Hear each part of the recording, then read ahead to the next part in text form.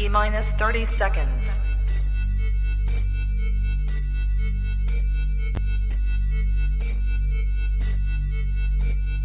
T minus 20 seconds.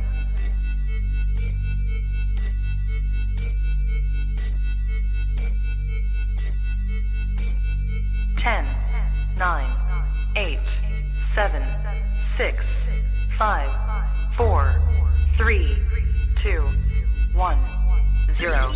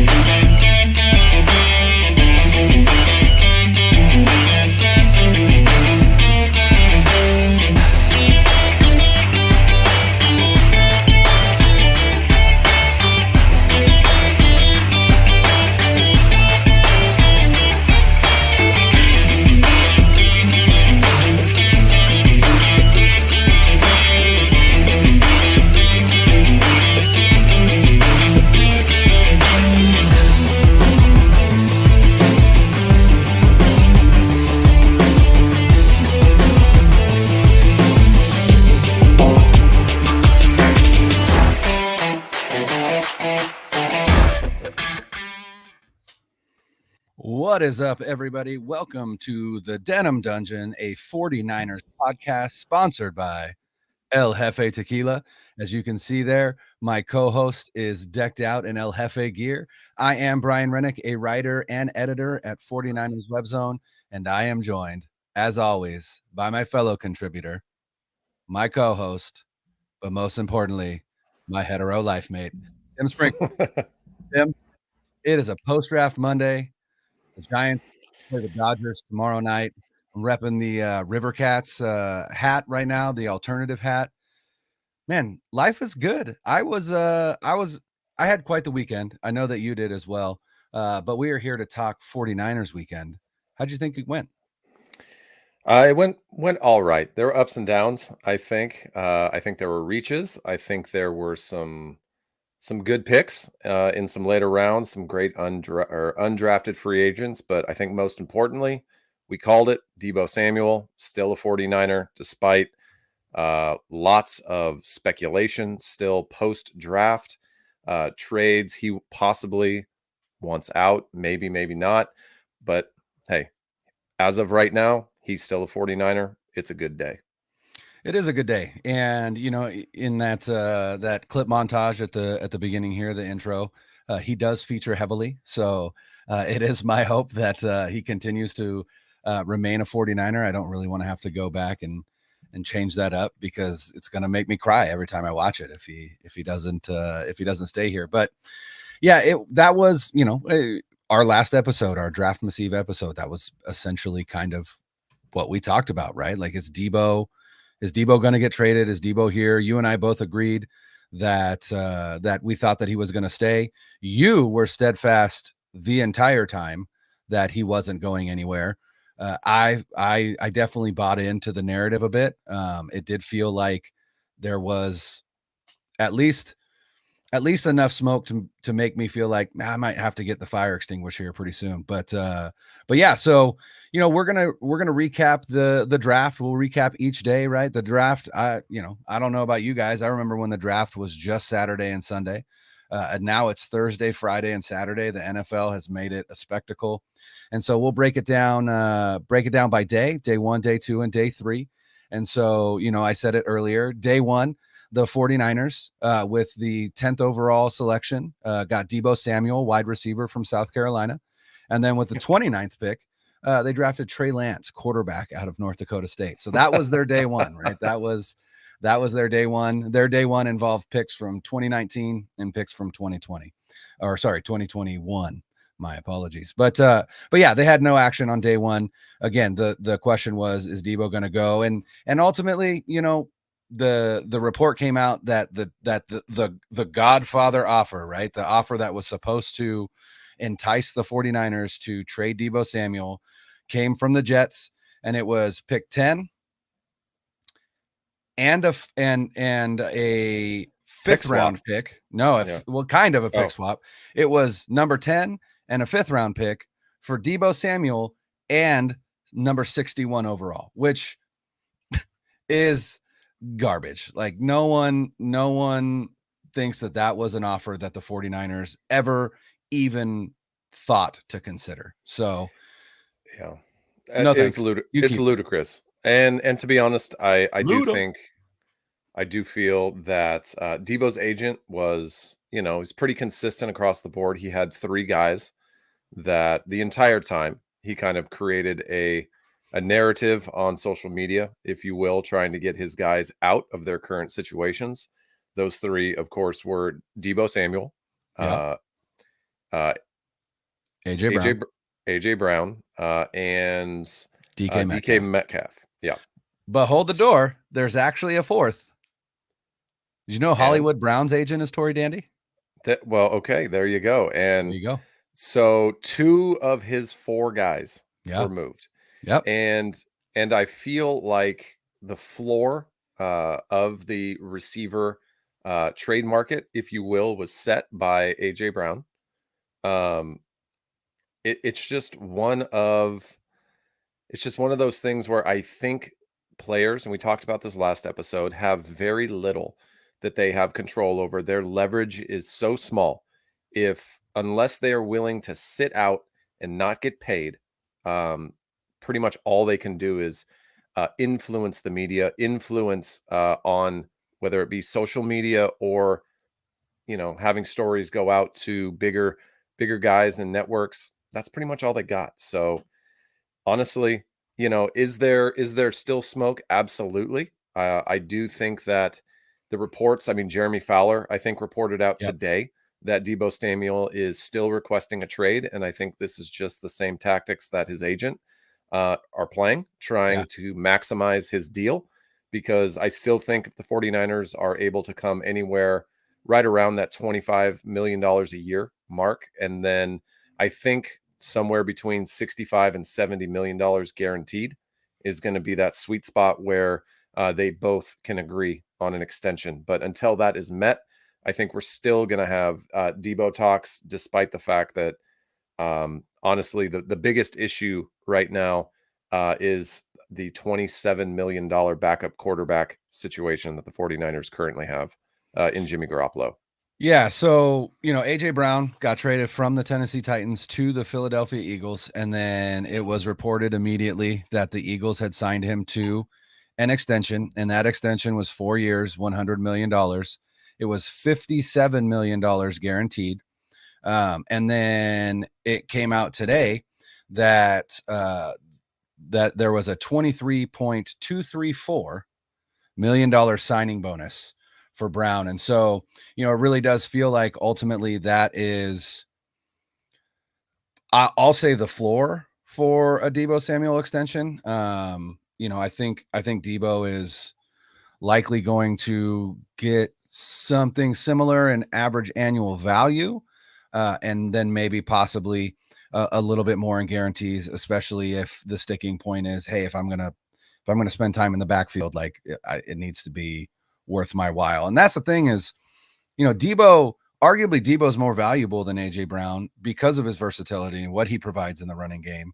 And yet that's the sticking point, because it's like running backs don't make any money, right? You can draft a running back and they have in the third, and we'll talk about that.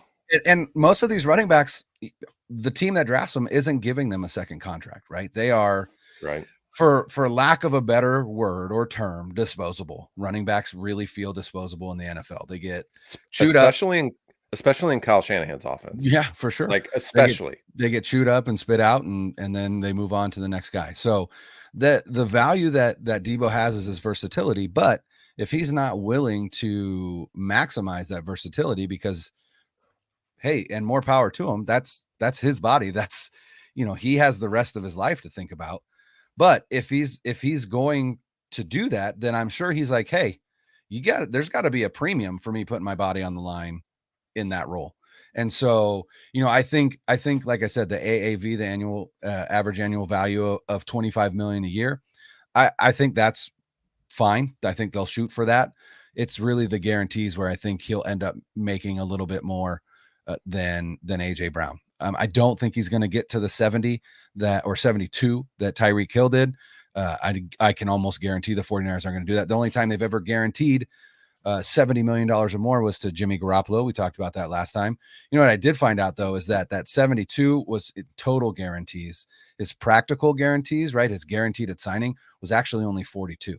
So there again, right, they will be setting but they'll be setting a precedent with Debo in guaranteed money because they've never given that out. So, but yeah, like we said, day one, Debo Samuel remains on the team, and Trey Lance is the quarterback of the future. And that is why the 49ers did not have a pick on day one.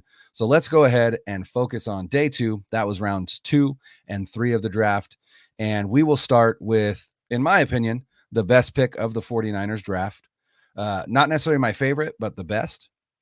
And that is Drake Jackson, the edge player out of USC at pick 61. Tim, how'd you feel about that pick?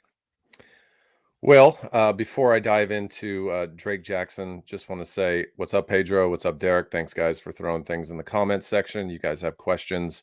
Feel free anytime to ask us something, and we will do our best to answer it for you.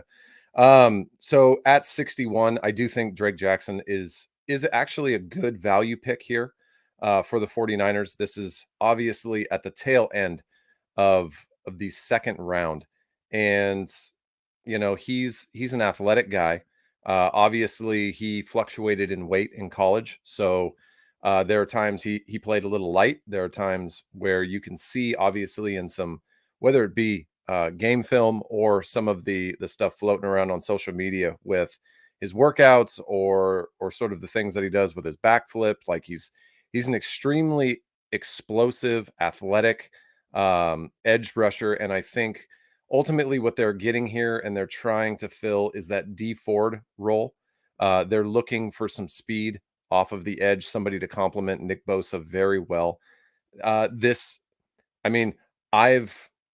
I've watched enough at this point to feel confident and comfortable that he was probably the best available pick at that time, despite the fact that if you looked at their needs going into the draft, edge was not the top need. We talked about it on the last podcast that we felt that their top needs were cornerback, and it did not feel like they addressed their top 3. Overall, Jackson, I think, solid. I think he is going to compete for some serious PT in this coming season. I think you will see him specifically in passing situations, probably that third down edge rusher in that speed package, if you will, opposite Nick Bosa. And I do think he will be a little bit of a difference maker. But what I'm really excited to see is the kind of gains that this individual that he can make with Chris Kasarik as his coach. And ultimately there's some things on film that I saw, and I'm not an edge player. I didn't play this position. So again, I'm looking at it as, what do I not want to see as a quarterback? And there were some things there that athletic wise jumped off the tape. I think fundamentally and intensity wise, Chris Kasarik is going to maximize the value and what they can get out of Jackson out of the 61 pick. Yeah, it was. I was actually really surprised that he was at 61, and to me, that is part of the value, right? The value is that that is a player that most people thought would be an early second round pick, and he was there at 61 for the 49ers. And one of the things that I think is interesting is that after his freshman year, which was a monster year, by the way. So in his freshman year, which was 2019, he played the traditional defensive end role. He was 250 plus pounds, and they played a 4-3 at USC under Clancy Pendergast, who was the defensive coordinator. And Jackson, as a freshman, a true freshman, had 46 tackles, 11.5 tackles for loss, and 5.5 sacks. And then the following year, they transitioned from Clancy Pendergast to Todd Orlando, and Todd Orlando implemented a 3-3-5 formation on defense. And so what they did is they asked Jackson to drop weight and play kind of an outside linebacker role. And so he dropped all the way down to, I want to say like 235, 240, somewhere around that range. And so one of the things so after his freshman year, Dane Brugler, who covers the draft and college football for The Athletic, essentially said, hey, this guy is going to be one of the top edge rushers in the 2022 draft. Like he said that in 2019 after his freshman year. And then the 2 years that followed, not nearly as productive in that 3-3-5. And so when you look at a lot of the scouting reports for him, one of the things that they talk about is his play strength. He needs to increase his play strength, his functional strength. He doesn't play he doesn't have any power moves, so to speak. He's super twitchy. He's fast. There was on Saturday, right? Friday. On Friday, there was a video of him doing a backflip at 270 because he weighs 270 right now. He was 245 at the combine, and then at his pro day, he was 272. So he has already put on the weight that teams basically said, hey, we want to see you put on some weight. And so he did that, which is good. Now he's going to get in an NFL strength and conditioning program. He's going to increase his play strength. He's going to learn some of these, power moves from Bosa, from Armstead, from, Chris Kasurik himself, Kerry Hyder, right? There's so many dudes that are on this line that he's going to learn from. And I'm over the moon about this pick. I remember, I love to do mock drafts on the PFF mock draft simulator. And consistently, he was going off the board in the 30s or early 40s, which obviously I get it. They are mock draft simulators, right? Like you can't use that as, as gospel in terms of where he should have gone. But even on consensus big boards, and meaning like they take all of the big boards from all the draft analysts and put them together and average out spots. And he was still ranked higher than that 61 spot. And so PFF actually had him as one of the biggest round 2 steals. And it says that he may lack a power element and is still raw as a pass rusher. There's no denying the USC edge defender ceiling. He has the explosiveness, agility, and flexibility that coaches dream of having on the edge. And the fact that he showed some growth in 2021 should be encouraging. He went from a 66.6 pass rush grade in 2020 to 88.3 in 2021, which is a good grade in PFF grading. So it's a great pick. I love it. And I'm excited. I think, that defense runs through the defensive line, and to get another, another cog in that machine, I'm all for it. So the one thing, and I'll finish up with Drake Jackson with this. I'm going to look to see in camp how he handles going against the likes of potentially, if McGlinchey is back, going against McGlinchey and or Trent Williams. And I think you're going to see very early on how he's able to handle once he's engaged, because the tackles, the bookend tackles for the 49ers, they're going to get their mitts on him. It's going to happen. How good is he when he's engaged? And then does the process for an edge rusher look fluid and natural, or does it look chunky and kind of choppy, if you will? Some of the film that I've watched on him, it kind of feels a little chunky, even though he's either bigger, faster, or stronger than the guy he's going against. And he does win a lot of these times. Does it look natural? And that's going to be what I'm looking for in camp, is how well does he adjust? My hope is that Chris Kasurik and company definitely will be able to give him some techniques and some counter moves once he's engaged by those big, strong offensive tackles. I mean, Drake himself said it, like, very excited to go to the 49ers and Chris Kasurik. There really isn't many other coaches that will be better for this guy than the defensive line guru that the 49ers employ. So excited for that pick. First pick in the 3rd round, 93rd overall. The 49ers go with Yeah. Tyrion Davis-Price, running back from LSU. And here's the thing. I hate this pick. I hate it. I don't hate the player. I don't hate the player. I hate the process. And that's what I hate about it. Why are you drafting a running back that high when you have had untold amounts of success with later round and undrafted free agent running backs? The thing that frustrates me the most is that one of what we deemed, and obviously this is our opinion, and you know, we are not GMs. We are fans that, you know, I think know a fair amount about the game. And I know that I continue to learn more about it. And I learn a lot from you, someone who's played the game at a high level at the, you know, most important position of quarterback. But I had no problem with them drafting a running back. I drafted a running back in every mock that I did. I just did it later.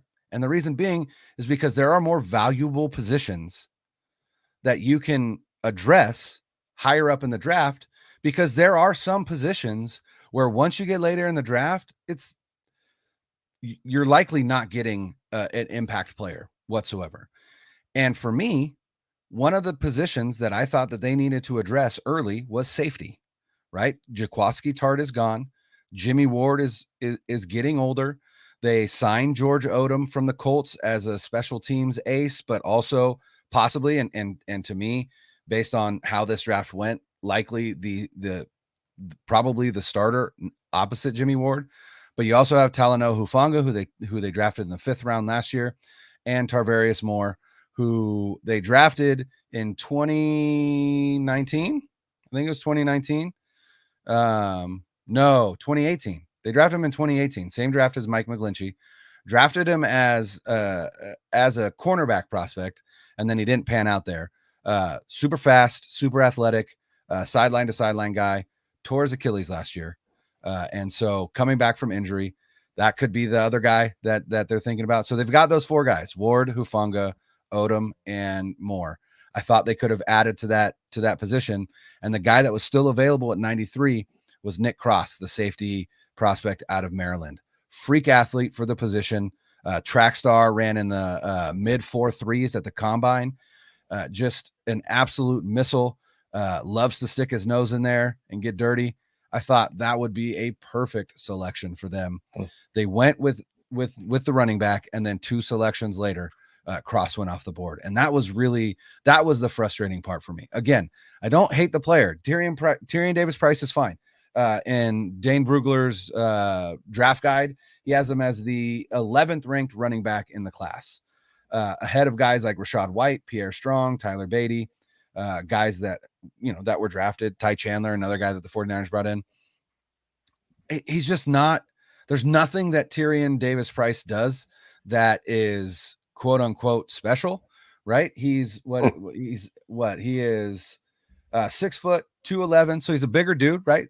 As Brian Peacock said on Locked On at 49ers, he's got thick thighs, right?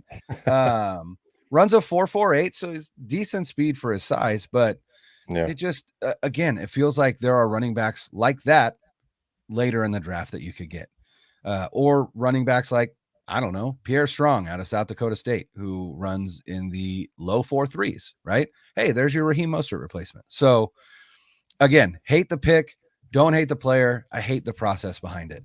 That is not, to me, good process. Well, I hear you, Brian, and I'm not a fan of where they selected, Davis-Price either. As the first pick in the 3rd round, the one of their 2, I have no doubts that he would have been available at 105. I have no doubt that he would have been available in round 4 when they selected at 134. I'm pretty darn sure he would have been available at both of those selections, right? So I do question whether or not they made the right choice as to when they drafted this individual. But it tells me a little something about where Kyle Shanahan is moving his offensive scheme. And it also tells me a little bit that they are very hesitant in believing in Trey Sermon. And that was the running back that they traded up to draft last year in the 3rd round, I believe. It was kind of a similar situation in terms of when they drafted a bigger running back, somebody who you just kind of look at and you go, well, that's not somebody who really fits the outside zone concept. Yeah. Davis Price is, as you called him, well, as you second-handedly called him, a very thick-thighed individual. There's no doubt in my mind that Kyle Shanahan is moving towards a inside the tackles type concept of you. He wants a power running game to complement Trey Lance.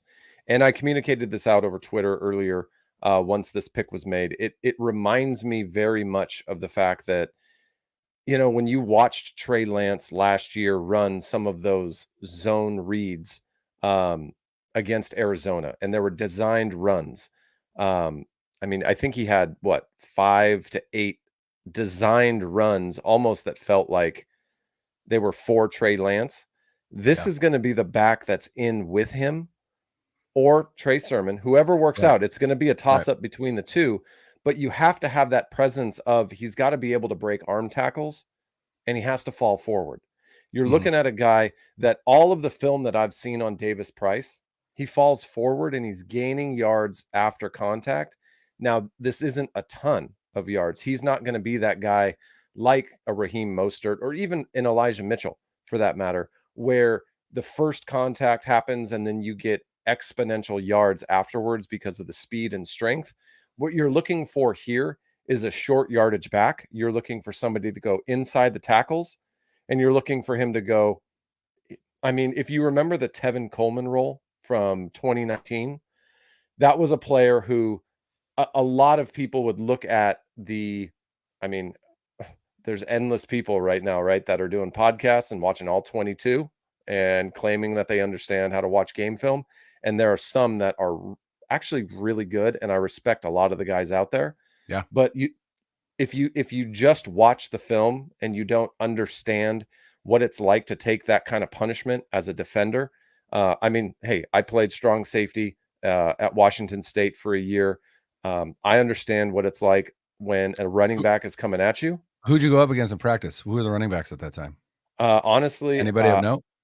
I probably concussion 10. It all disappeared. I couldn't tell you the names of the running backs at this point. I could look it up, but none of them were NFL caliber in terms of I remember there were a couple of receivers that were getting NFL looks. A linebacker was getting NFL looks, and then Jason Gesser, the current quarterback, while he was playing, did get to spend just a little bit of time on a practice squad, and I think it was the Tennessee Titans as that he went to. But I kind of regress back to what I was saying. The amount of punishment that it takes and the time, you're looking at around the 3rd quarter is where you start to see defenders show the wear and tear of taking hit after hit after hit of a tough running back. And let's be honest, Tevin Coleman in 2019, despite the fact that that was his role. You understood that he was going to get hit. He was probably going to fall between forward. The tackles runner. Yeah, for a couple of yards, 2, 3, 4. And then eventually he'd bust one for 5, 6, 10, 12 yards. And this is what I see out of Davis Price. He's going to be that guy that's going to kind of carry the load, hopefully take a little bit of pressure off of Debo. I think maybe this might be a clear message to Debo and his agent that the amount of workload that Debo is going to get inside the tackles is going to be very minimal. Or even just in the backfield.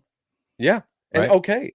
But I would still like to see Debo Samuel get handoffs and go outside. For sure. But why? But I was gonna say, why did he get as many carries as he did? Because all the running backs got injured. So that's where I'm like, I get the pick. It's just, again, I don't hate the player, but also, you look at some of his stats. He rushed for just over 1,000 yards across 500 offensive snaps with LSU in 2021. but he averaged fewer than 3 yards per carry after contact and broke just 37 tackles on 211 carries.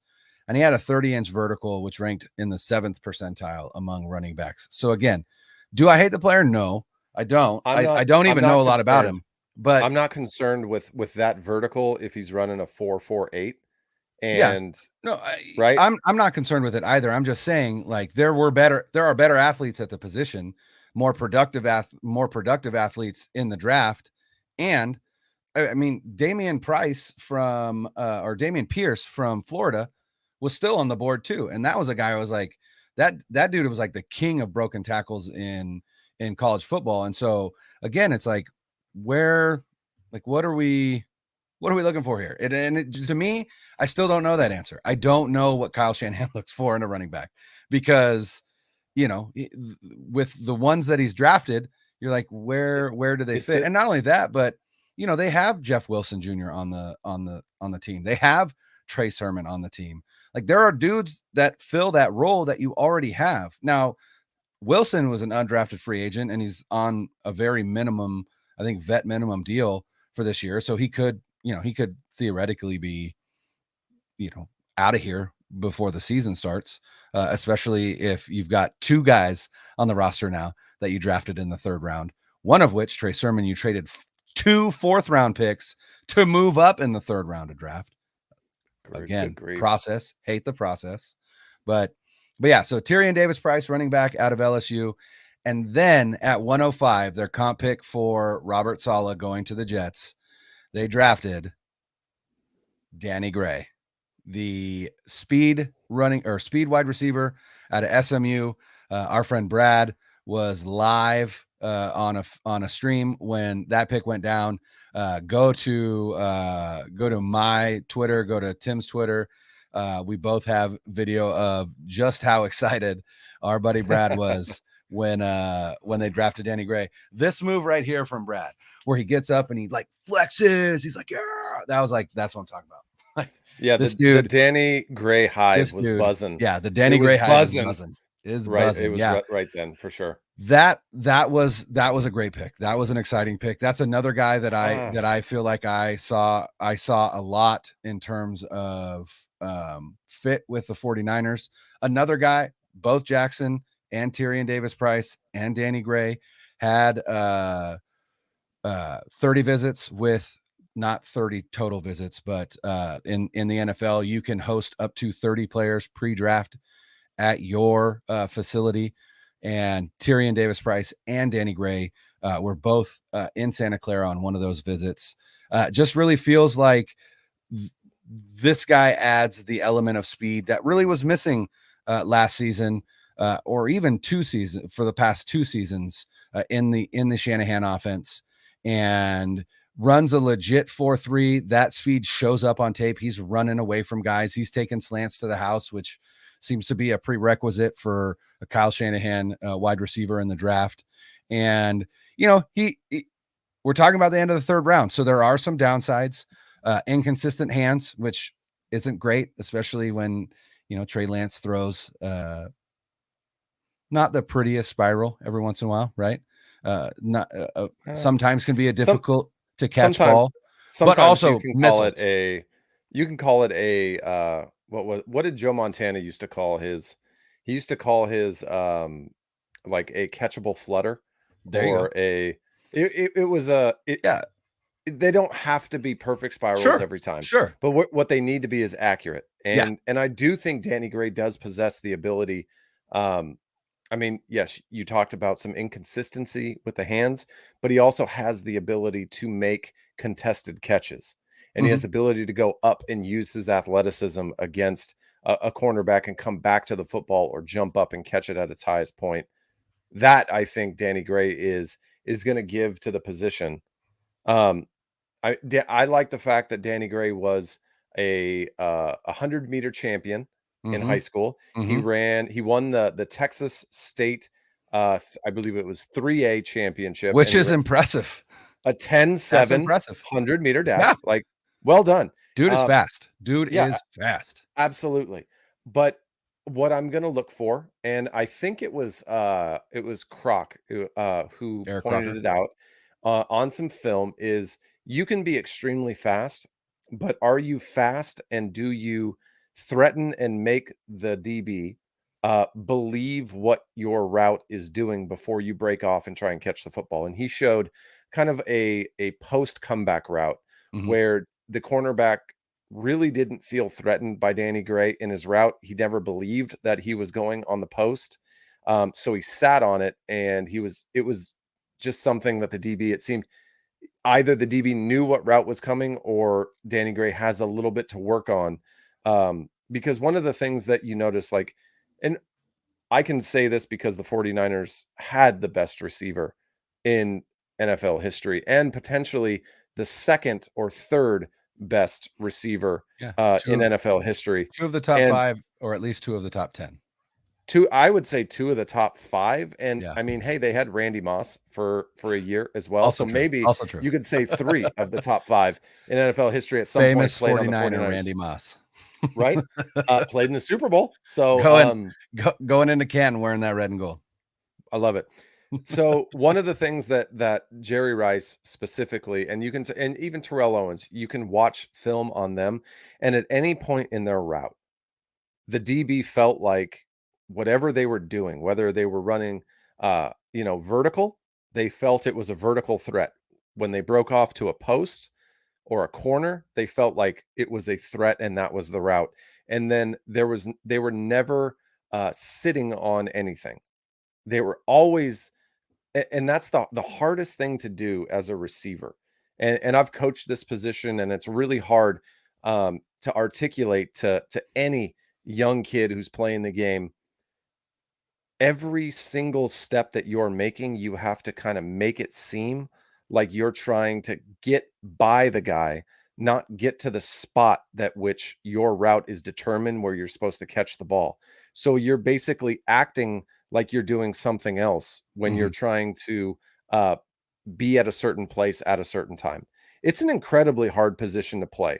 And in all honesty, like I completely respect and um like I know that receiver often gets called a diva position, but when it comes to like athletic ability and talent, very few are able to do it effortlessly.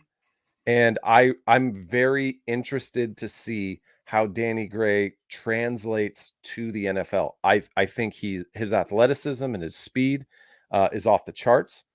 I was excited when he got picked. Obviously, at the end of the third round, he graded out as a fourth round pick. Mhm. So the 49ers felt like his speed was worth them basically taking what I would feel would be like the first pick in the fourth round with a comp pick, That's really what it right? was. Yeah, it was Right. literally the last pick of the 3rd round. So, yeah. So that they felt in a sense, the most important player they could get in the fourth round would be Danny Gray. And he would not And be there at 134. that's what they felt. And Yeah. I understand that. I think he was, again, small reach by the 49ers. Being a fourth round grade, should he be the first pick in round 4? Probably not. But the fact that the 49ers end up with a speedster, they wind up with a guy who's going to take the top off the defense. That's my hope. And I love the comment. I believe it was by John Lynch that said Trey Lance is going to have a very difficult time overthrowing Overthrowing Danny Gray. Danny Yeah. Gray. I like Yep. that. Yeah. Yeah, and again, wide receiver was a need. It wasn't a dire need, but this Deebo Samuel situation still isn't resolved, so that makes it a little bit more up in the air. Again, at this point, Deebo Samuel's going to be a 49er because there's zero chance that they trade him post-draft because there's no value in that whatsoever. No value for 2022 at least. And they're we're going to talk about what we learned about the 49ers in a little bit here, but it's it was a need, and the speed element I think is the biggest part where they're really Debo's fast, Ayuk is fast, but Danny Gray adds a little bit different element than those two dudes do. So that was the end of day 2. They come away with Drake Jackson, the edge from USC, Tyrion Davis-Price, the running back from LSU, and then Danny Gray, the wide receiver from SMU. That's And two then of three. 2 of 3. I'll give him 2 of 3. yeah. Oh, right? I liked 2 of those 3 picks for sure. Yeah, Yeah. 2 I of 3 really of those did. 3 I picks. really did like the Danny Yeah. Gray pick. Loved the Drake Jackson pick. Baffled by the Tyrion Davis Price pick. Although the dude's name is Tyrion, so I do dig that. You know, as a Game of Thrones reader, actually. That's right. Not just a hat rack. Tyrion is a great name. So all right. So then I mean, hey, if El Jefe is our sponsor El Jefe is for our Tyrion and watching Game of Thrones, which I was a big fan of watching it, and his line, "I drink and know things." That is There it is. what it we is. do, baby. With El Jefe, Drink we drink and know and we things know things. I love about it. the 49ers. I love it. All right. So then day 3, Saturday, right? Thursday, round 1. Day 2, Friday, rounds 2 and 3. Saturday, day 3, rounds 4 through 7. The 49ers had 1 pick in round 4, 1 pick in round 5, 3 in round 6, and 1 in round 7. That is one thing that interesting about this draft is there wasn't a single trade by John Lynch, which I think, if I'm not mistaken, is the first time since he became GM that there wasn't at least one draft day trade that he made. So they stayed at the exact spots that they had. And in round 4, they drafted tackle Spencer Burford from University of Texas, San Antonio. So Burford is a bigger guy. He's 6'4", but he's a little bit undersized at 304 pounds, which, you know, you want your tackles to be a little bit heavier in terms of being able to anchor and not get beat on a bull rush. And so I imagine that they may have him put on weight. But the one thing that he does have in his to his advantage to stay at tackle is dude has 35-inch arms. So once he gets into somebody, they're not getting out. But the question is, can they get through him? And I think that's where, you know, they ended up drafting 2 tackles, as a matter of fact. Not back to back, but 1 in round 4 and 1 in round 6, both of which people assume that they will move to guard, which is interesting because they did that last year with Jalen Moore, and they did that the year before with Colton McKivitz, neither of which seems at this point to have panned out. So it really does seem like they do have a type in terms of what they look for in tackles, especially later in the draft. And that type is versatility, guard tackle versatility. The 49ers themselves as an organization seem to value versatility more than other organizations, I think, because, you know, they like players. It allows them to fill their roster with the best players as opposed to some players that may not be the best, but, you know, but they're a tackle, right?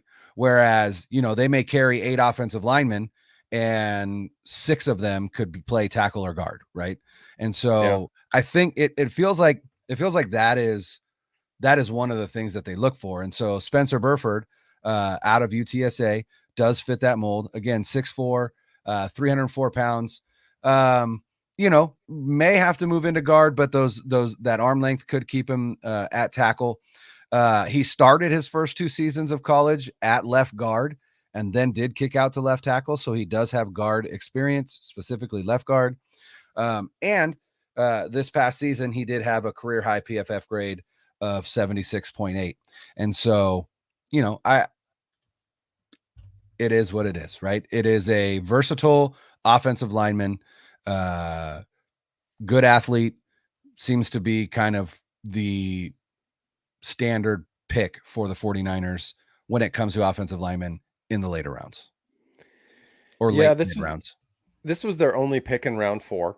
And I do feel that maybe they could have gone with, I don't know, a cornerback at this point. They could have potentially, you know, addressed one of their larger needs, although interior offensive line was a need. that we did discuss.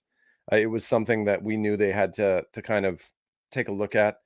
This pick, and I'll be honest, I wasn't blown away by it one bit, but at the same time, I'm not super upset and disappointed either. Very middle of the road.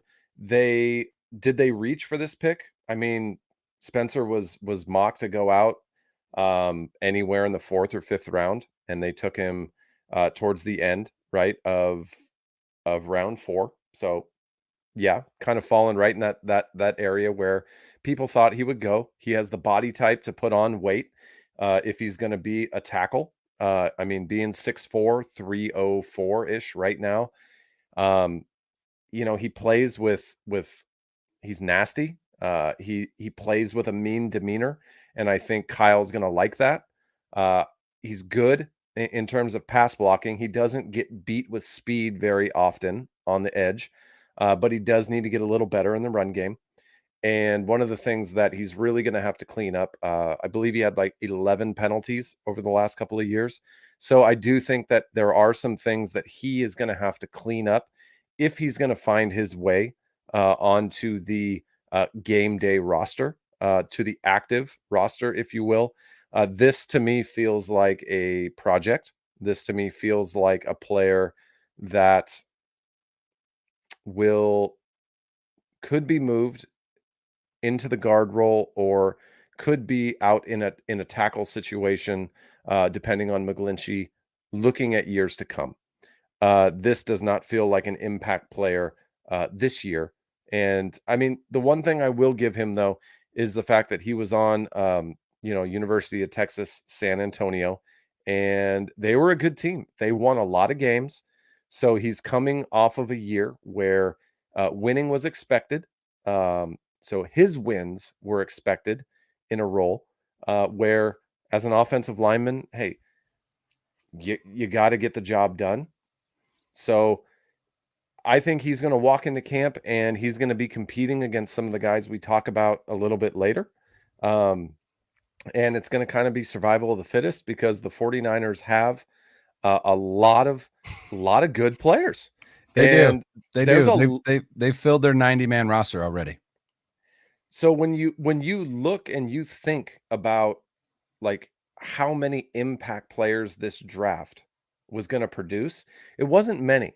And that's why, I mean, when we talk about the Davis Price running back pick in the 3rd round, you can say it's a horrible pick, but maybe that was the guy they earmarked as this is exactly what we need. None of these other guys are really no doubt. I'm not going to argue that. Yeah, maybe. And we weren't in the draft room, so we don't necessarily know. I'm just saying I don't see Spencer cracking that game day roster this year, and I don't really see. Yeah. So I mean, hey, I don't see anyone else picking him up either. So good luck. I mean, I hope he does. Good luck to him. I think, hey, you're never going to hear me root against a player. But is he, I mean, who's the interior offensive line? I hope Mac comes back at center. And then, I mean, who's his competition? He has Jalen Davis to go against.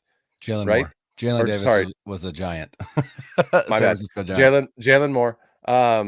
And I mean, who are the other potential guard picks? Guards. So again, if Max stays, right, then you're right. Then the guards that you're looking at in terms of competing for a spot are Aaron Banks, Jalen Moore, Daniel Brunskill, and then probably Colton McKivitz. Those would be 4. And then possibly you're looking at these guys because there's some undrafted free agents that we're going to get to at the end here that they're also bringing in that arguably might be better picks. I mean, they didn't overall them, right? Overall,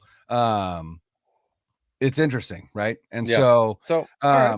He was as far as Burford goes, again with Dane Brugler and his draft guide, he was the 12th ranked tackle on his on the board for him, and he had a 4th to 5th round grade, so he went kind of right where he did.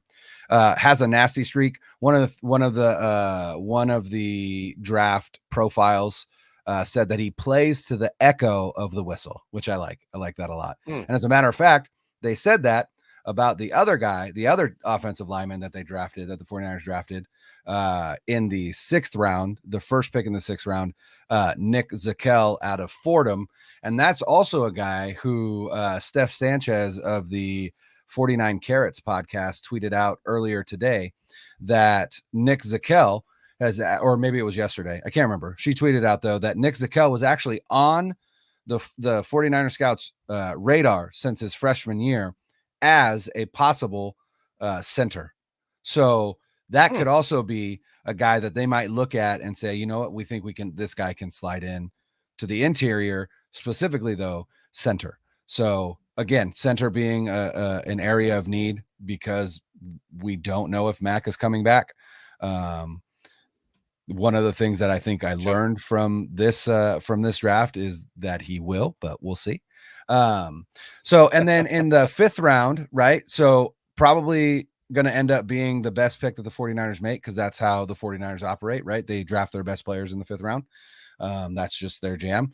They took Samuel Womack, a defensive back out of Toledo, with pick 172. And to me, he is an interesting pick because I believe it was Akash of Niner Nation who tweeted out the measurables of Samuel Womack. And here it is. It was Akash.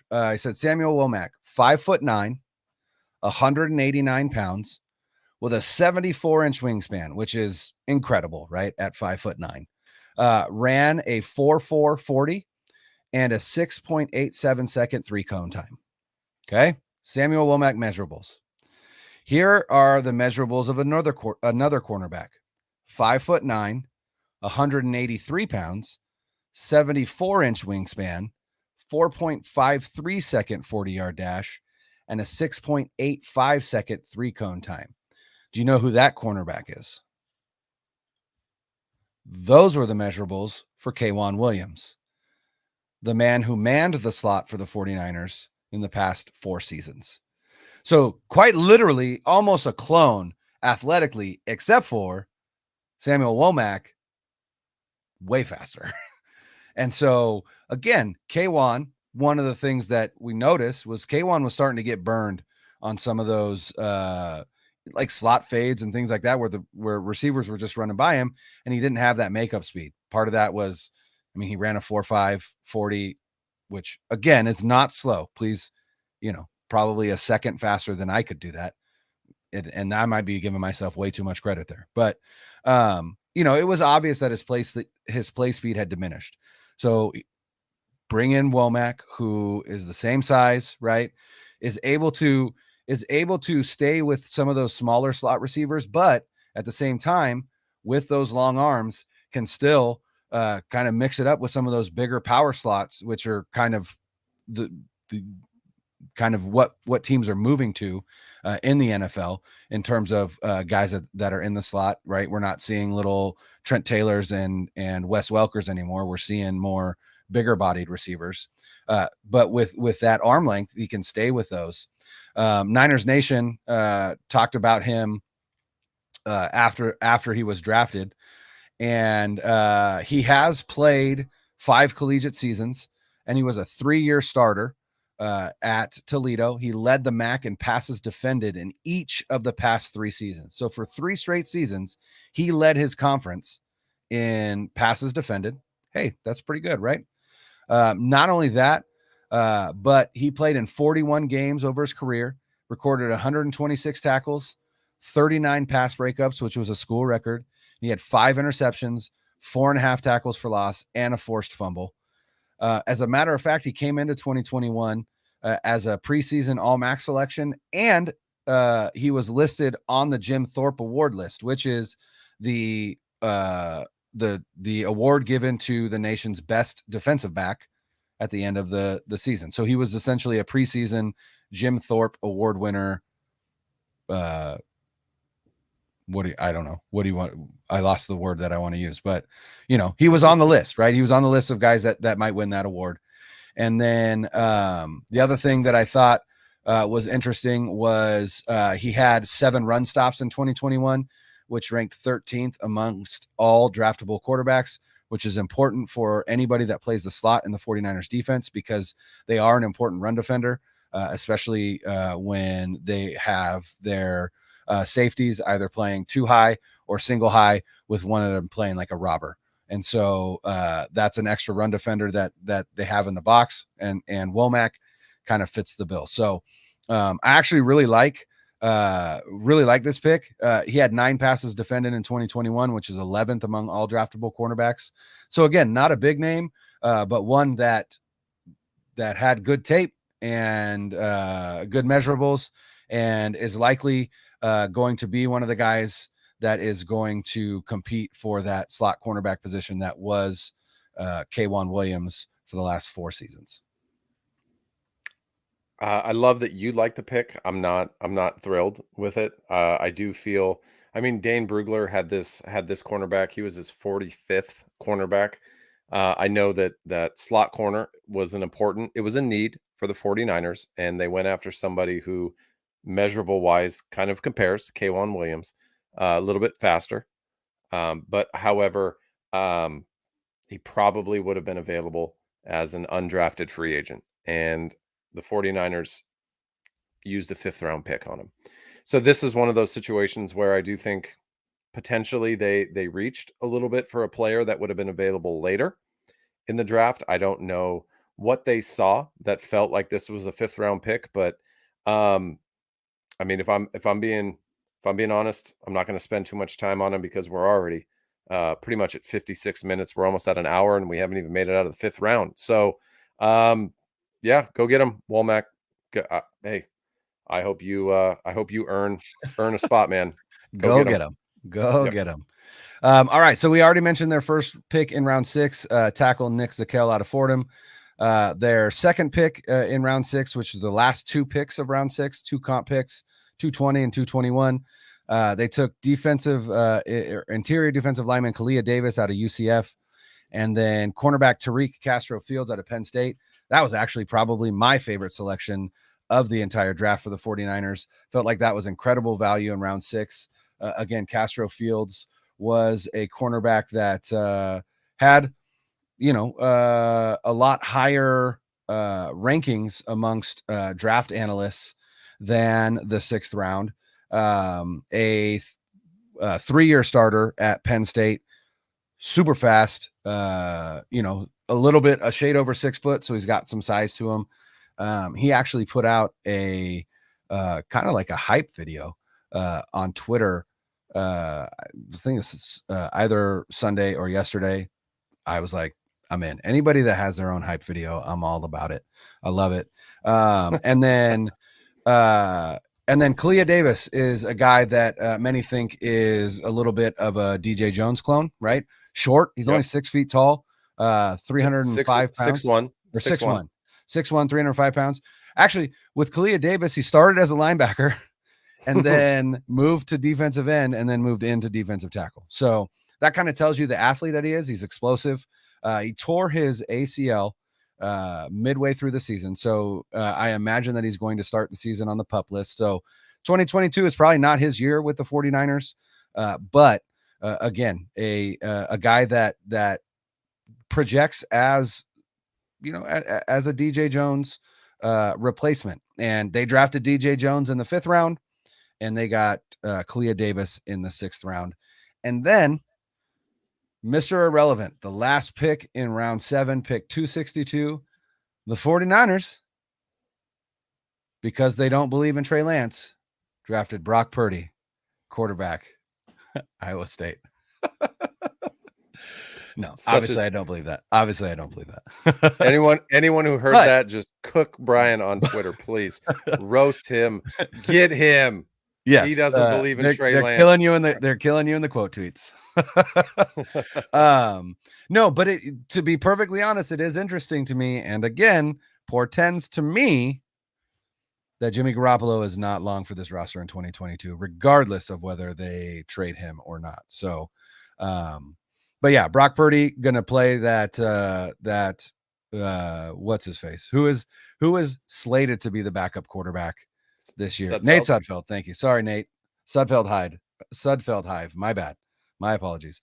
Nate Sudfeld. I think Brock Purdy is going to play that Nate Sudfeld role, which is, practice squad quarterback. And if for whatever reason one of the QBs goes down, then he comes up as depth.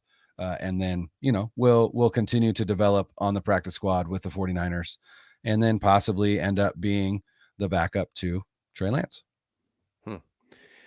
Well, I do outside of Drake Jackson. I do feel that the 6th round picks, the back-to-back picks of Kalia Davis and Castro Fields compete with Danny Gray as the next tier of potentially best picks for the 49ers in this draft. And again, you're looking at there's not a lot of room on this roster for impact players.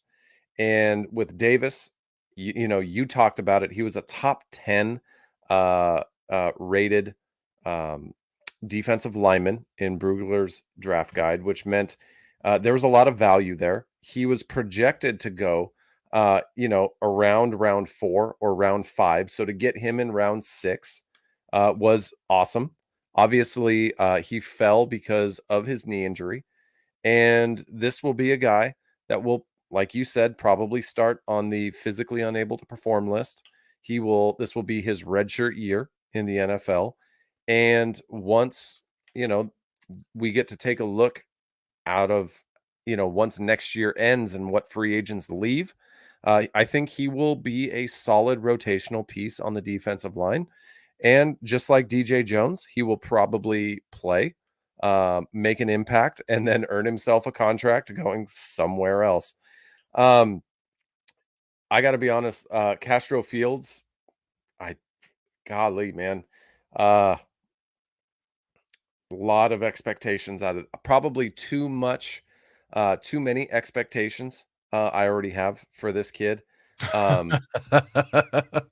It seems like why did he fall? I'm already asking myself, why did he fall to the 6th round? Because it almost seems too good to be true that the Niners were able to snag him in the 6th round. So in terms of impact players, this was potentially something really good. Is he better than Ambry Thomas? No, I'm not going to say that. But does he have an opportunity to compete? Absolutely, he does, and he may be a guy that's able to surprise some people. So we're not going to spend too much time on it because you did a great job. But I love the 2 6th-round picks of Davis and Fields.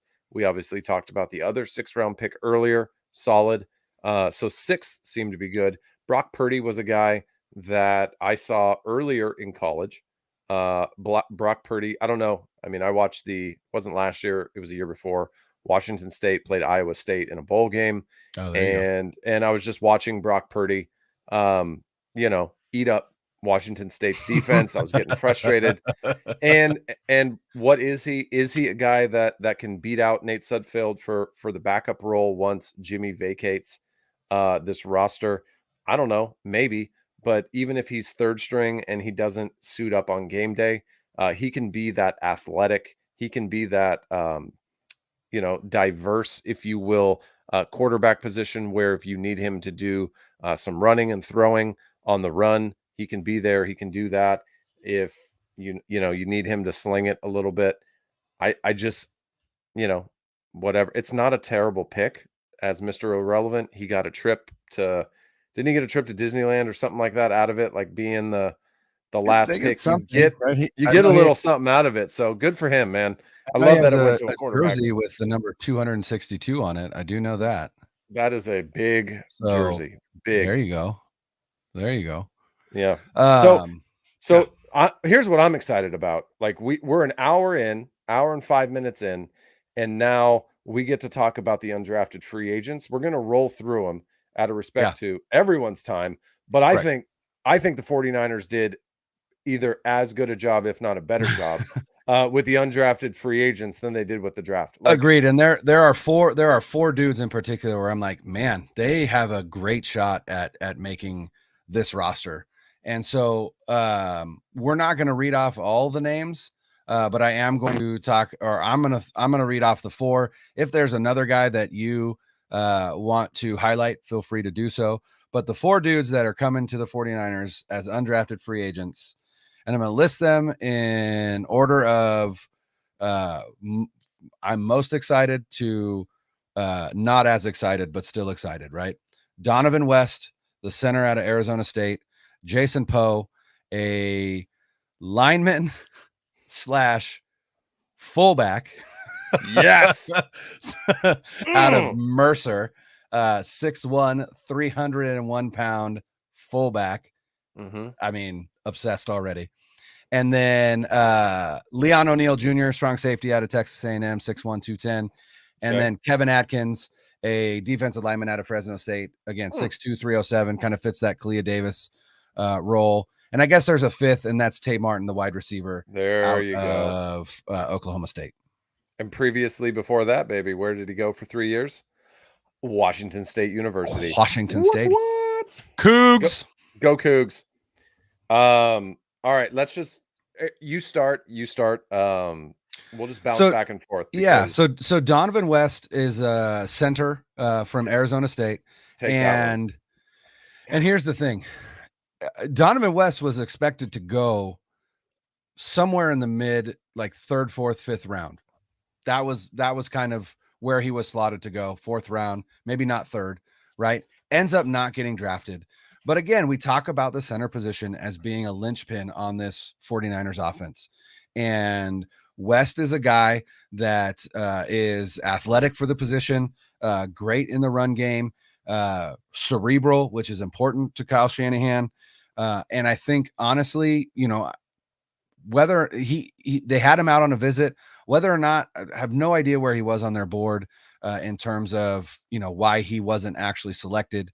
But I honestly think he's going to come in, and I mean, maybe he doesn't beat out Jake Brendel just because Brendel has time in the system. But as far as skill set, significantly better in my eyes than Jake Brendel. And then even Poe is a guard, center prospect, or fullback, if that's what seriously look at go to our, I think for both of us, go to our Twitter. We both retweeted a video of him running routes. Dude is crisp and athletic. Like, you look at him moving, you're like, oh man, this dude is an athlete at 6'1", 301. Again, reminds me of DJ Jones, right? Except on the other side of the ball. So I'm very excited about both of those guys in terms of their opportunity to stick on this roster. And maybe one of them ends up as a guard and the other ends up as a center. I'm not sure. But I am excited about both those guys coming to the 49ers as undrafted free agents. So you spoke well about West. I do think that, he was slated to go, probably around the 5th, maybe 4th early. Multiple mock drafts. A lot of 49er fans had West going to the 49ers. Not a big surprise there. The one piece that I want to highlight about him is the fact that he was dealing with a thumb injury since his freshman year. And so much so that he required surgery in the 2021 year at the end of the season, and he missed the bowl game for it. But imagine trying to block 300-pound guys with 4 fingers, right? Your thumb, the one thing in particular that kind of you rely on when you're trying to punch a guy, that thumb is vital, and he didn't have it. So maybe that's why he didn't pop, or there were some things against. They talk about him needing to bulk up a little bit and be able to handle bull rush and stronger defensive linemen in the center position. He's going to have to go against the meatiest part of the defensive line. So I'm hoping that he heals. You mentioned Mercer. Absolutely. I called him a unicorn. Just watching Jason Poe, his route running, his ability at 300 pounds. He is a unicorn. It's something you don't see very often. I would love to see what he's able to do, especially why not? Can you imagine I don't know, Kyle Juszczyk on one side. Can you imagine can you imagine Poe on the other? And then having somebody like, I mean, our guy Davis Price lined up back behind both of them. I know I did that just to kind of give you a little jabberjew. But That's quite the goal line package. the amount of beef that you could put Jason back Poe, there, full line, goal line fullback. I am here for it. I am here for it. Jason Poe, goal line fullback. Let's make it happen. Come on, let's Kyle. do it. But he's going to wind up catching a pass in the, out of the backfield. And I'm going to lose my mind. The kid, I mean, he looked awesome. I really hope he's going to be phenomenal. Tay Martin, you mentioned him earlier. He transferred to, I believe it was Oklahoma State. Correct. So the one thing, when he was at Washington State, obviously, with me playing there for a season, I'm always interested in what the Cougs have and they put on the field. He spent some time there when they were a very high-powered offense, but he wasn't their number one target. He went to Oklahoma State. He was able to put up, over 1,000 yards in his fifth-year season. He had 11 total touchdowns, and you know what? Like, he's 6'1", 184. You never know. He might make a difference, might not. But as an undrafted free agent, I'm excited. Leon O'Neal, very physical safety, could be. Is Martin 6'1" or 6'3"? I thought he was 6'1", but I can go back and take a peek. I have never. I'll look. I've been wrong often, and I'll be right again and again, and wrong again and again.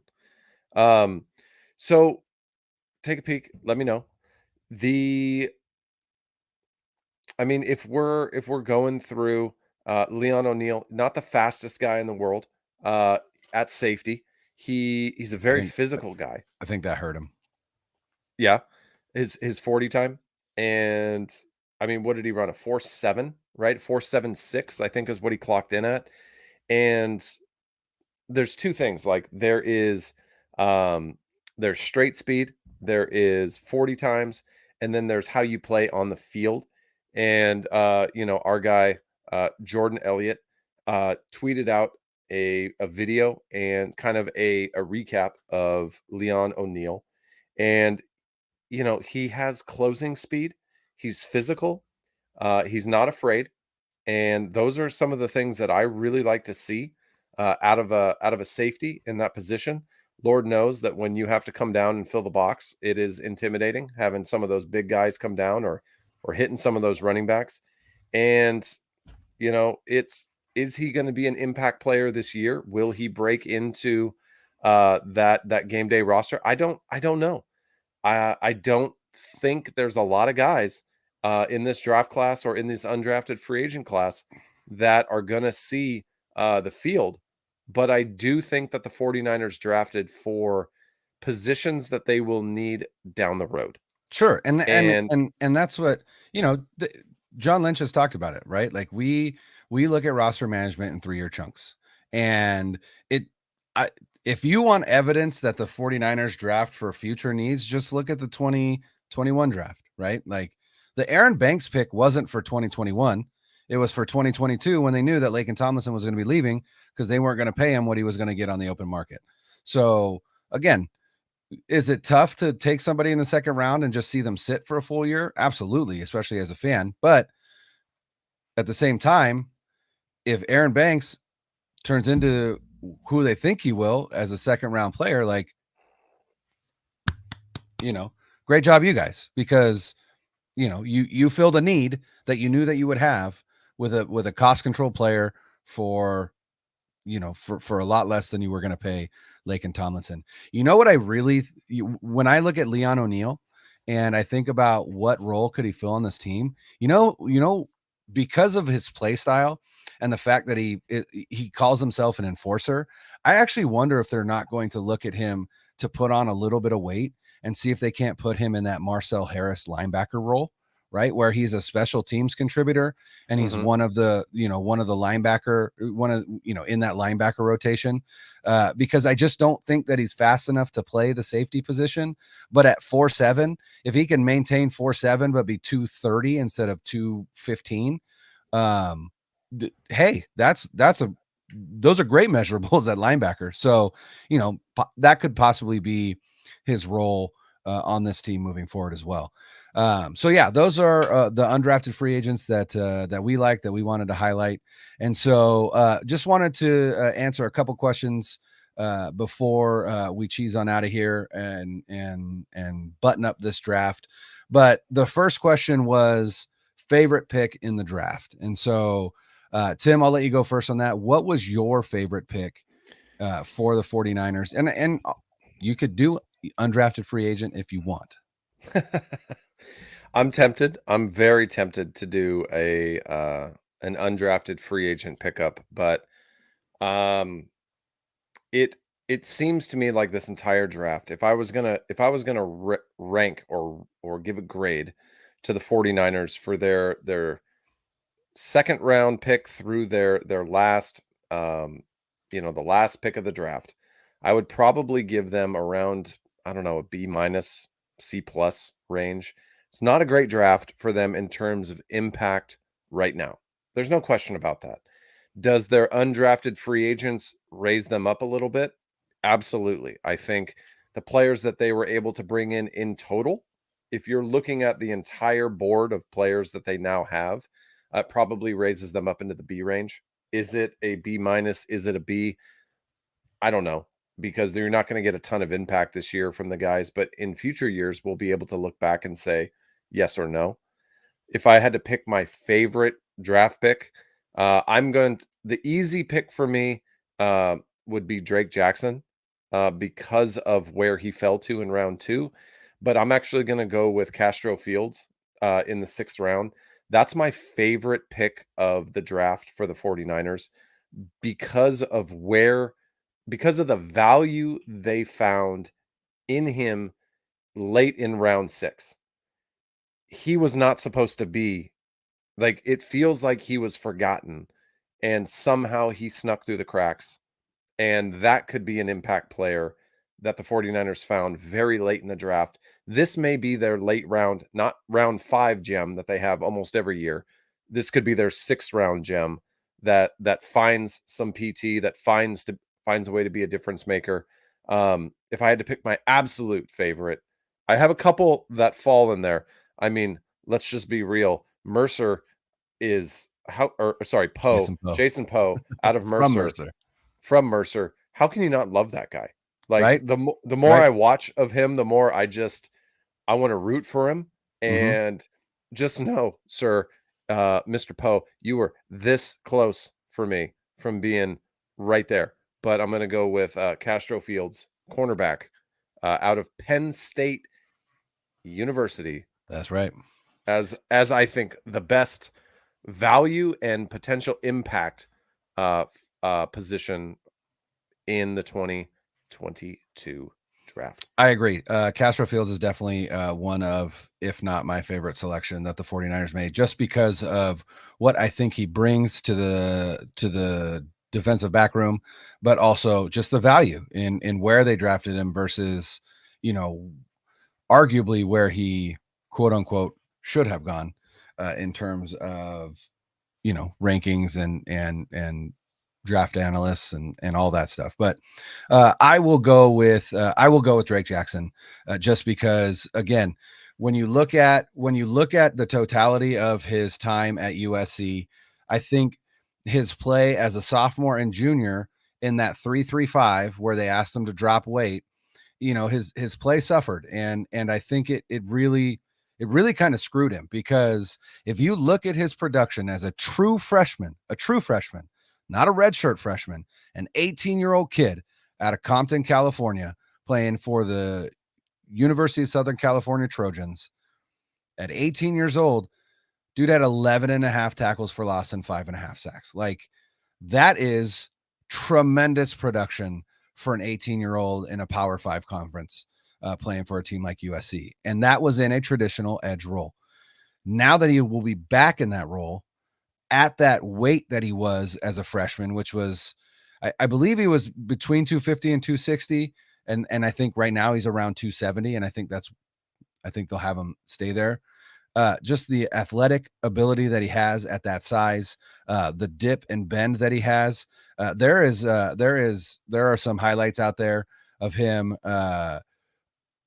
damn near touching the ground with his shoulder as he dips under a right tackle and just obliterates the quarterback. And I'm just like, oh, that's what I'm talking about. Right. And so, you think about him and, I do think that he has a legitimate shot to fill that D Ford turbo package defensive end role early on for the 49ers. Like perhaps even into week 1, he may be part of that rotation on the defensive line. And when you think about Jackson and Bosa on the edges and Kinlaw and Armstead inside, or Givens and Armstead inside on passing downs, right?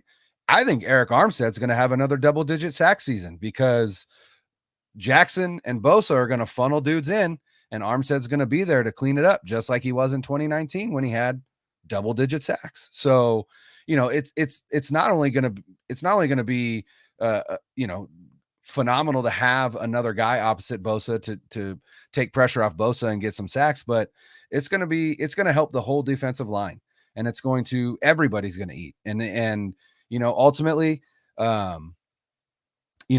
they've invested in the secondary with draft capital and also the signing of Charvarius Ward. And then they signed our guy today, Tim, Jay Fiva 2, Jason Verrett coming back to the 49ers on a 1-year deal. And I couldn't be more thrilled. And you look at that defensive back room now, and you look at we talked about the 4 safeties, and then you look at the cornerback depth, right? Josh Norman isn't going to be necessary this year. They're not going to need they're not going to need to throw out the corpse of Josh Norman on a Sunday anymore, or Dre Kirkpatrick, or Darqueze Dennard, or maybe even Dante Johnson. Although I love Dante, I love the Barnacle, right? But you've got Charvarius Ward and Emmanuel Mosley on the outside, and then as depth on the outside, you've got Ambry Thomas, you've got Jason Verrett, you've got Diamador Lenore, you've got Tariq Castro Fields, and then in the slot, you've got Samuel Womack and possibly Emmanuel Mosley, right? Maybe you shift him into the slot if Womack isn't ready yet, and you put Thomas or Verrett on the outside, depending on how Verrett has recovered, right? So what was a weakness for the team now is an incredible strength. And not only that, but you couple that with arguably the best front 7 in all of football. And this defense is going to be so good again next year. Arguably better than they were last year.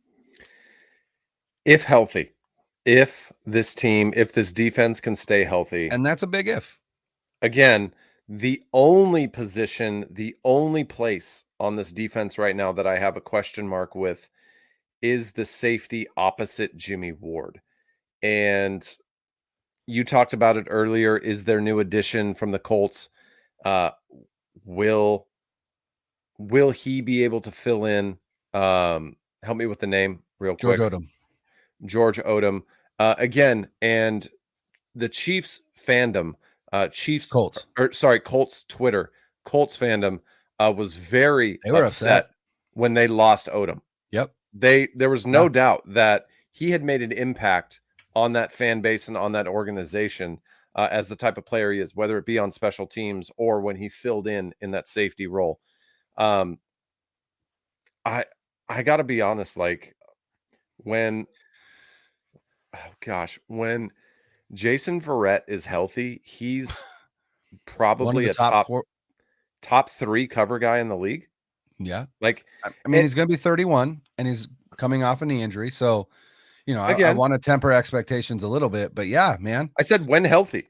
Right. No. I know, but even when healthy at 31, is he going to be as good as he was when he was healthy in 2020 as a 29-year-old? I don't know, but maybe. But yeah, you have. I'm willing to take a flyer though. That's for damn sure. When you have Charvarius Ward and you have Mosley. Mm-hmm.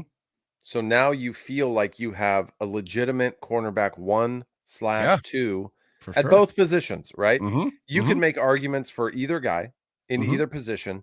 You throw in Jason Verrett, who, let's be honest, isn't always like the majority of his career, he's been injured. Yeah, But dude. when he's been Rough. healthy, he has been elite. He's been at the top of the 100%. game. Elite. Not No, good. Elite. no question. Yep. And then you bring in all of these young first year, second year players that have a ton of potential. Now the cornerback room is no longer, like you said, a weak spot on the roster. It's a strength. The linebacking core, as we know, very strong, led by Fred Warner. And then with Aziz Al-Shair and Dre Greenlaw, phenomenal. And the defensive line, probably, I mean, hasn't really, even though they lost a couple of guys due to free agent signing, and D Ford is, I mean, Gone. He's done. D Ford is, They'll be cutting him post June 1. D Ford is D Ford. But let's just be real. The defensive line still is it's probably the anchor of this defense. It is Oh, for sure. For sure. It the goes for them. the position group that this regime feels like they owe They or invest the most. designate They most. invest the Yeah, most resources into it, and they'll talk about it. This defense yeah. is built from front to back. They believe that on the defensive side of the ball, you build through the line, and you invest your resources there, and it's obvious they have. And for the first time since, 2020, it feels like the secondary, outside of one position right now, which, quite frankly, Odom or Moore or I think they'll be perfectly fine. O'Neal, they're gonna. I think, yeah, or Hufanga. Hey, Yeah. they drafted these guys. They have a lot of stock in some of these guys. I understand that a lot of people wanted Tyrann Mathieu. They wanted the Honey Badger to go and play opposite Jimmy Ward, but he signed a deal that was like $11 million a year for 3 Yeah. years. Yeah, That's I'm good.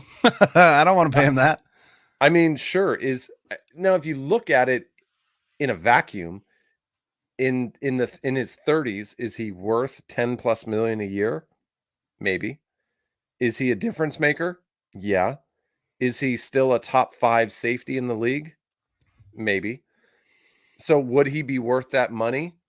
In a vacuum, probably. But the 49ers didn't have that type of capital and that type of money to spend on him. Even if Jimmy Garoppolo isn't on the books, like let's They're not just bringing be him in. real.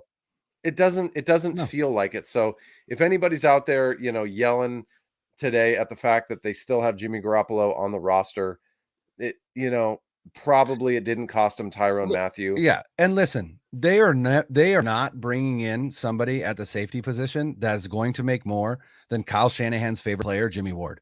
They're not going to do it. They're not bringing in a dude to pay him $11 million and have him be higher paid than Jimmy Ward. And the other thing is, Tyrann Mathieu, what he's good at is freelancing, and that's not what the 49ers do on defense.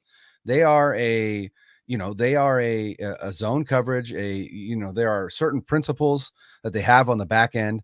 And if they can't trust somebody to be where they need to be, and that's honestly, that's part of the issue with Hufanga and with Moore, right? Is that they aren't necessarily disciplined enough upstairs right now to be where they need to be, like a Jaquiski Tartt was, right? Where you could just count on him to be where he needed to be at all times. Was Jaquiski Tartt a playmaker? Probably you could argue no, right? Not tons of pass breakups, not tons of interceptions. But what he was incredibly sound in his assignments. He was a gamer. Yeah, for sure. You could say not a playmaker. Jaquiski Tartt was a gamer. Yeah, and I love Tartt. Chances are, he'll never hear these words that I'm about to say, but probably Jaquiski Tartt was the most underappreciated player for the 49ers in his tenure. That dude was sound. That dude saved games, especially in the playoffs the last Green Bay year. playoff game. That was Tartt, man. He literally saved that game. the 49ers did him dirty, and I hate it. And Yeah. I'm just not. This is the one of the things that this regime, this front office did, that they just didn't treat Tart fairly. And Because it wasn't their guy. as much as I want him back, and as much Mhm. as I think the fan base laid into him after the NFC Championship Stupid. game about dropping that potential pick. There were 8 But minutes left in the game, guys. That's not that wasn't ugh, that wasn't going to end the game. I hate to no, tell you. it wasn't.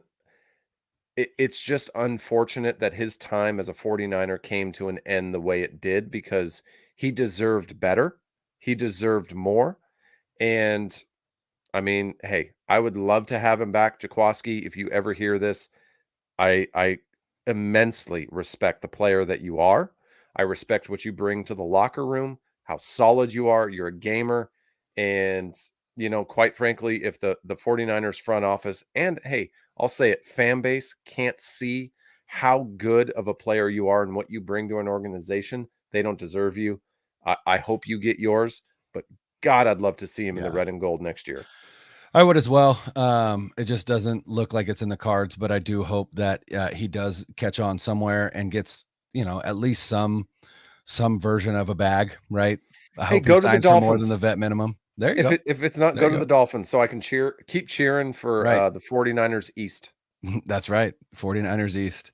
I think, one of the questions that I had in our pre-show notes was worst pick. I think we kind of went over that already. Both of us agree that Tyrion Davis-Price. Brock Purdy. Oh, no? We don't agree? The running back in the 3rd round. I don't even want to attach a name to it. The process of drafting a running back in the 3rd round. Irritating. Hey, Tyron Davis-Price, it's not you. Tyrion. Dude. Tyrion Sorry, Tyrion. Lannister Davis-Price. It was a rough day. I'm having a rough day. Okay? No worries. Tyrion Lannister Davis-Price, the law firm. It's not you, bud. No, it's not. And you I could hope it fit falls out. beautifully. Yeah, you could fit beautifully into this organization.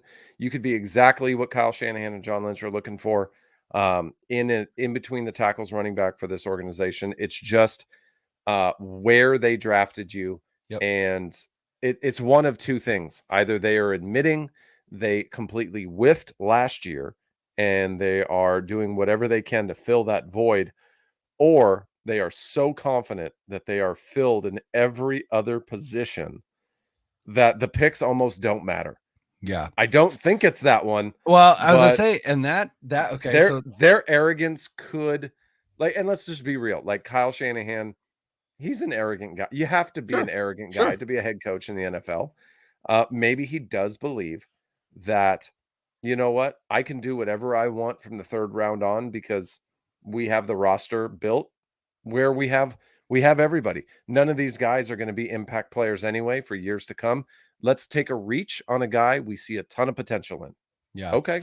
There you go. Well, and I would say that kind of leads me to our last question of the night, and is, what did you learn about the 49ers or about Kyle Shanahan and John Lynch with this draft? And I think there's 2 things for me that I learned. One, it certainly seems like Alex Mack is probably coming back for the 2022 season, simply because they did not seem to feel any sense of urgency to address that position early on with either and maybe part of that is because Linderbaum went in the 1st round, and then Cam Jurgens, who arguably was the 2nd best center prospect, went to the Eagles in the 50s. So he wasn't even there at 61. And then a couple other guys that may have been center prospects, like a Cole Strange. Cole Strange went to the Patriots at pick 29, which nobody saw coming. And so it could just be that the guys that they had earmarked just weren't there. And at that point, it didn't make any sense. But it does seem like they're pretty confident in the center position. And maybe what that means is that they know that if Mac retires, they can take that money and just be like, hey, JC Treader, come Come here. I know Right? you're in the Treader hive. Dude, for I've sure. been trying to manifest that for 6 weeks now. Yeah. But Yeah, you are. if Mac retires, I think I just don't see why they wouldn't give that money to Treader, have him come in at least for a season, because Kyle Shanahan loves him some vet centers, right? Like that's what he would prefer. And Treader has a lot of time in a system very similar to this with his time in Cleveland with Kevin Stefanski. So it just seems like a plug and play. Let's get it done. So maybe that's what it is. But the second thing that I feel like I learned is that John Lynch and Kyle Shanahan very legitimately believe that this roster is ready to compete for a Super Bowl now and has no holes in their eyes, because the holes that most other people will look at and say, hey, here's a hole here, here, and here, they didn't really address them, which to me means they don't see them. And hey, albeit for me to tell Kyle Shanahan how to coach a football team or how to put a roster together, but it certainly feels like what we view as holes, they don't necessarily view as holes. So those are the two things that I think I learned. So, okay. I mean, I have two kind of points about this whole thing. And one, I mean, before I get into it, like if I would have told you that the 49ers would have drafted Donovan West, let's just say in the 4th round or 5th round, he was graded by some as a top 5 center coming out this year. If I would have told you that, if I would have said they used, I don't know, their 5th round pick, which always winds up to be their gem of the draft, Donovan West, center, 5th round, would you have been like, nice? That was awesome. Like, okay, Yeah, we're I'd good, have been on board for that pick 100%. right? I'd have been like, Okay, hey, great value. cool. Okay, they got him Yeah, anyway, like as sure. an undrafted free agent. Exactly. So Exactly. whatever. It doesn't matter where they got him, they got him. I mean, that's a And then gamble, but yeah, you're right. sure, it's a gamble, but it worked out. Like you can have gambles either way. You can reach for a player or you can try and let him fall. And then secondly, like when you think about holes in this roster, and anybody that tells you that this organization is based upon their moves punting the 2022 season, they either one, don't know what they're talking about, or two, a la Mr. Grant Cohn, they are clickbaiting people and just trying to drive up interaction because the Jimmy Garoppolo stuff is not exactly driving up their numbers. So no, they are not punting this year. But Brian, just simply like think about this. On defensive line, they had one real need. Find somebody to go opposite Nick Bosa. They got it. Linebackers, did they have a hole? Not really. Didn't need to address it. Cornerbacks, did they have a hole? Yeah, they kind of did a little bit. They have somebody to go in the slot. And then opposite Charvarius Ward, you got Emmanuel Mosley. You got who could always fill in the slot as well. You got Jason Verrett, and then you have Castro Fields. Verrett was post-draft, but yeah. They obviously knew something was coming. Sure. Right? Sure. So they addressed the cornerback position, and then safety, maybe they really value Odom, and they have high hopes for more because they had high hopes for more anyway. They drafted Hufanga last year. Super athletic. Okay, so yeah, there's not really many holes there. Receiver, if they truly believe Debo's coming back, what was the only thing they really needed? Speed. Did they get it? They did. Okay. Offensive line, interior offensive line. Did they draft some guards, some interior? We think so. We're not sure because both the guys they drafted were listed as tackles. So, but it does seem that way. Yeah. There's quite a few options, but was there any offensive guard in the top 3 rounds that the 49ers really had a chance for? 3 or 4 rounds? Dylan Parham from Memphis is the only one. Where'd he go? Do you know? I don't, but I'm going to mute myself and look. Go for it. Good. And so when you look at interior offensive line, maybe they missed on one, but they're definitely planning for the future. And they addressed it last year and they redshirted a guy that's probably going to fill in.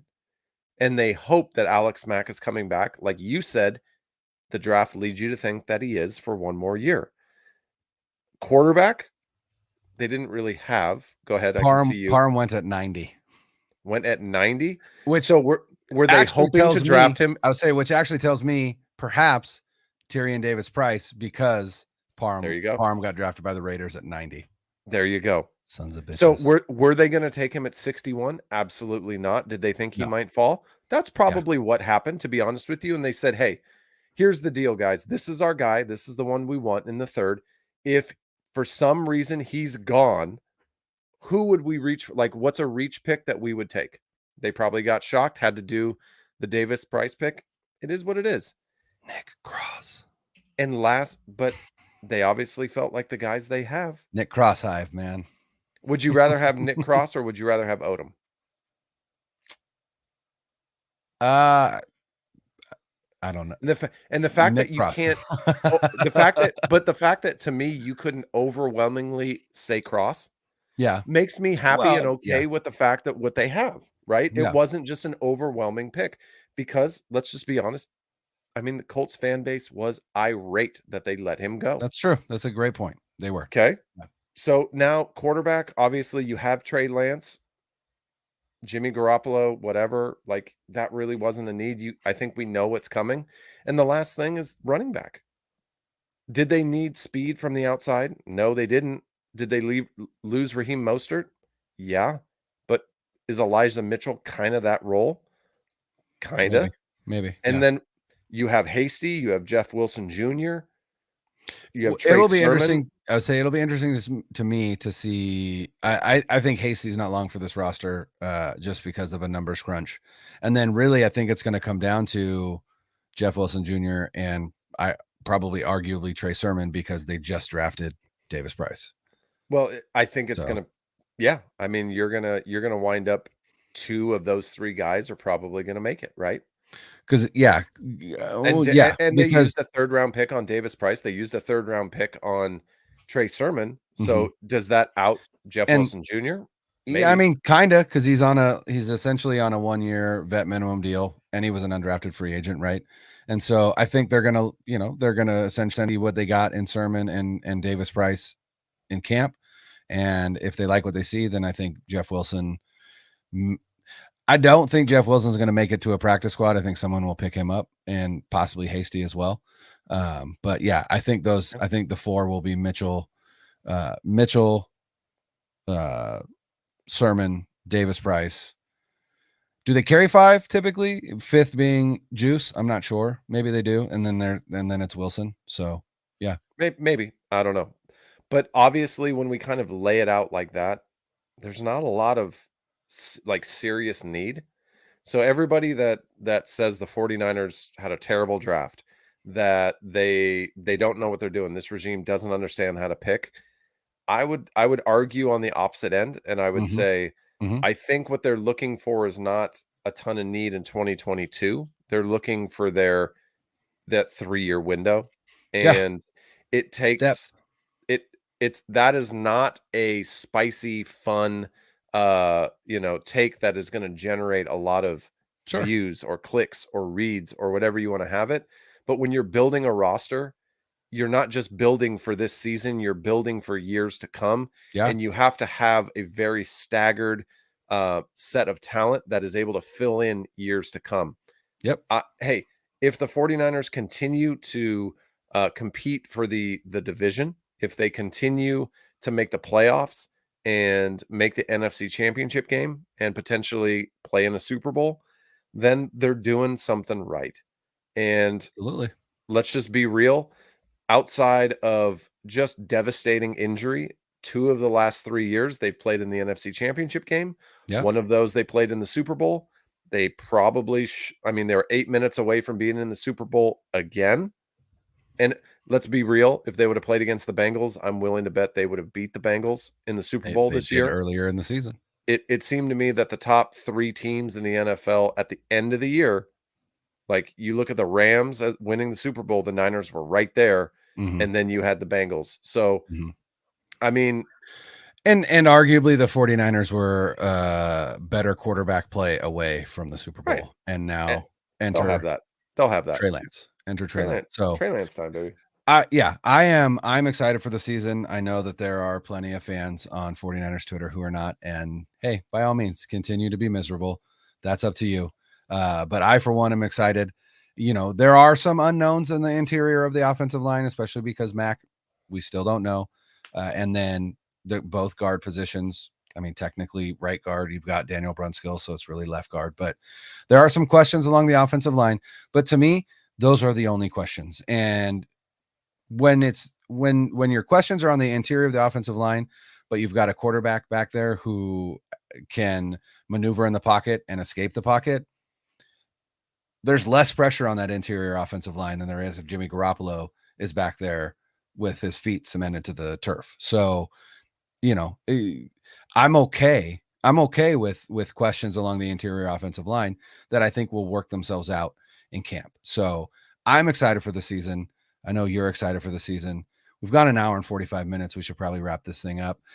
We appreciate those of you that were watching live. We've got one live watcher right now.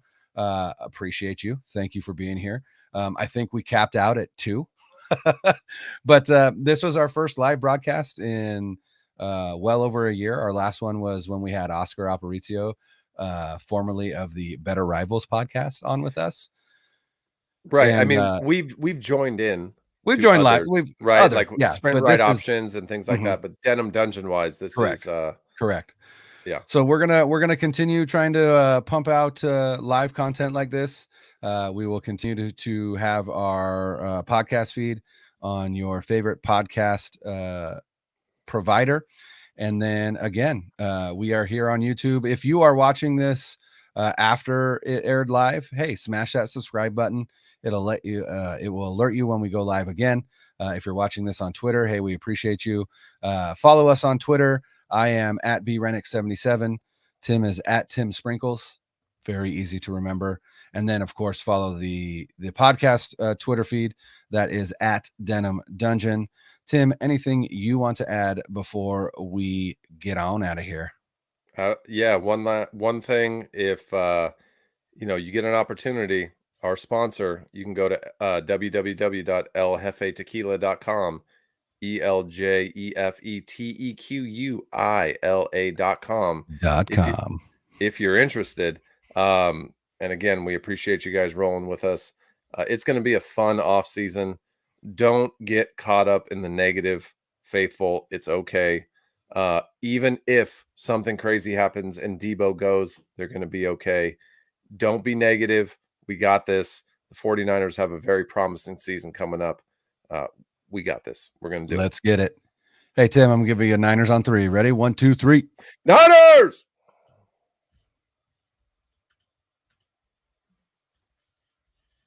Oh, man. That was a poor ending. Here we go.